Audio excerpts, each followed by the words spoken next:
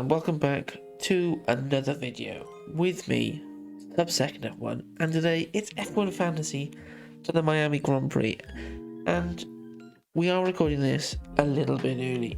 This is a couple of hours before FP3 begins, because it begins at a very inconvenient time for a European audience. It begins at 5 o'clock, finishes at 6 o'clock, therefore to try and make a video and get it out before qualifying. It's a bit of a challenge, so I'm going to gamble and do this one now. But before we get into it, hit subscribe if you want to stay up to date with all the fantasy news for each Grand Prix weekend, because it really helps and supports the channel.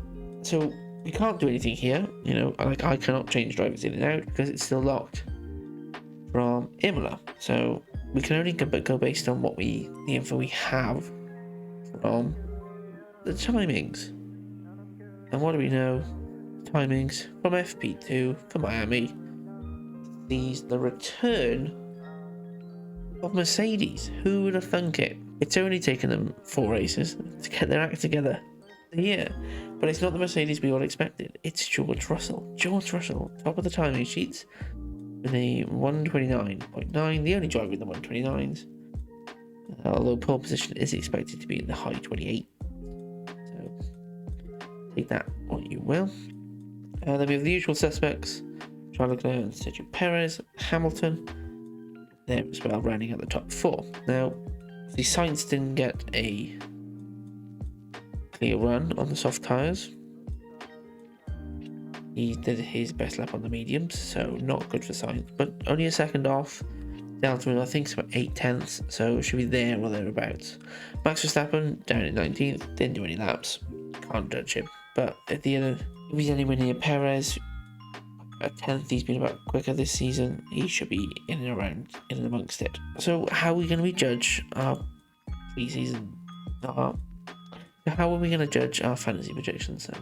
Luckily, FOM provide this wonderful data on the article 5 Things We Learn from Friday Practice. And this is what they've done. So for Quali Sim, Ferrari appear to be fastest, then Red Bull, then Merc. So, well, the Mercedes revival, it's a revival of sorts. That's difficult to say. They're here, they're closer, they're not 8 tenths away, they're only half a second away. So, they're getting the 2019 Ferrari treatment with it. They're third, but they're third by a little bit distance, and then there's a bit of a gap to everyone else. So, if we were to build a fantasy team, somebody would be trying to squeeze a Mercedes in here somehow.